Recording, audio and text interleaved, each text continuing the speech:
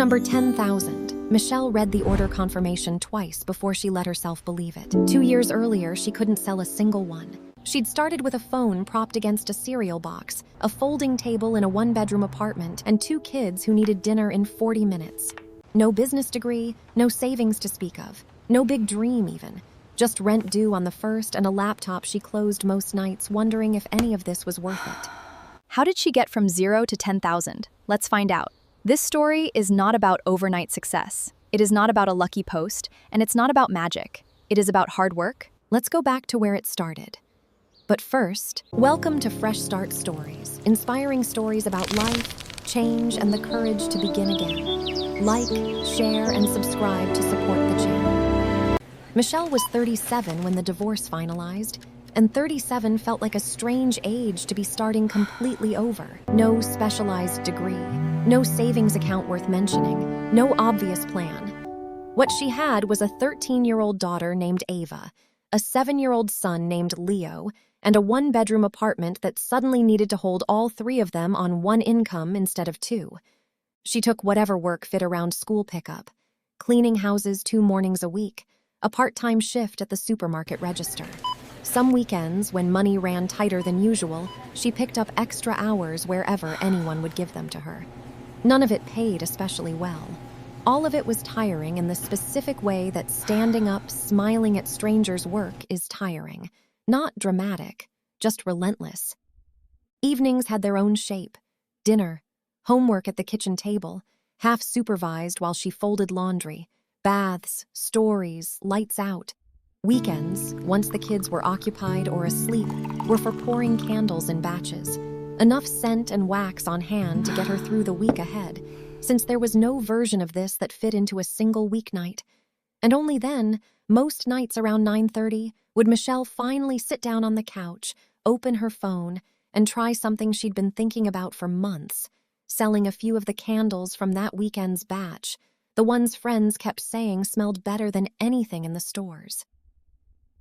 The first day, she posted photos of 3 scents from that first weekend's batch, photographed on the kitchen counter after the kids were asleep. 0 orders. She told herself it was still early. The second day, still 0. On the third day, a message came through. Someone she didn't know, a stranger from 2 towns over wanting the lavender one. Michelle read that notification about 6 times before she believed a real person had actually paid her actual money for something she'd made with her own hands at her own kitchen table. It did not turn into an overnight success story, and Michelle never let herself imagine that it would. A woman canceled an order the next week because she found something similar for less. Someone left a comment saying the price seemed high for just candles.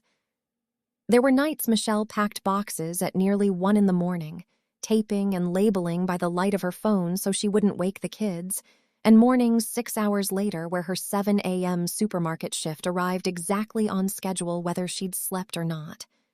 Somewhere in those first few months, without either of them quite deciding it, the kids became part of it. Ava, 13 and increasingly opinionated, looked over her mother's shoulder at a product photo one evening and said flatly, "Mom, your pictures are too dark." She was right. The next day, she showed Michelle how to shoot the candles by the living room window instead, where the afternoon light actually did something for the wax. Leo, 7, appointed himself in charge of shipping labels, which he applied with tremendous seriousness and almost total disregard for whether they were straight. Some evenings, the 3 of them ended up on the living room floor together, boxes and tissue paper and a roll of tape passed between them, taping up the first orders as a family because there wasn't really any other way to get it done before bedtime.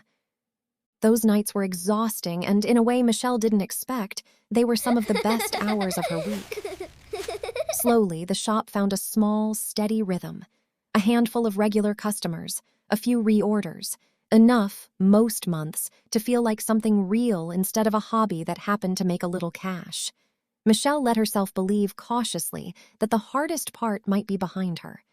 Then a supplier sent a batch of jars that were flawed, cracked seams that didn't show up until candles had already shipped, already burned, already melted through the weak spots onto customers' shelves. The complaints came fast. Refunds went out faster. By the time Michelle finished making things right, she'd lost most of what she'd managed to set aside over the better part of a year. One night, after the kids were supposed to be asleep, Michelle closed the laptop and said, mostly to herself, maybe this was a stupid idea. Ava, it turned out, hadn't gone to sleep yet either. She didn't offer a speech. She just asked, "Are you gonna stop?" Michelle didn't answer right away. Ava filled the silence herself. Because people actually like what you make. It wasn't motivational. It was just true. And 13-year-olds have a way of saying true things without dressing them up. That was the moment things actually changed, though not in the way Michelle expected. She didn't find a bigger supplier or a clever new sales trick. She started filming the shop exactly as it was and eventually started going live. No script, no ring light, just her phone propped on a stack of books while she poured wax or packed the night's orders in real time. Candles cooling on the counter after a full shift on her feet. Boxes taped up on the living room floor at 11 at night, sometimes with a handful of viewers watching and typing questions in the comments. No polished setup, no pretending her life looked like anything other than what it was.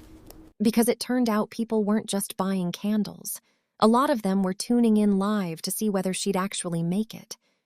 Growth, when it finally came, still didn't look like a straight line.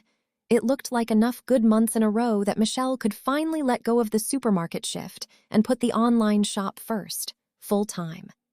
Eventually, she rented a small storage room a few blocks from the apartment, just big enough for supplies and a packing table that wasn't the living room floor. She brought on one part-time helper, then a second, mostly so she could still make it to Leo's Thursday games without falling behind on orders.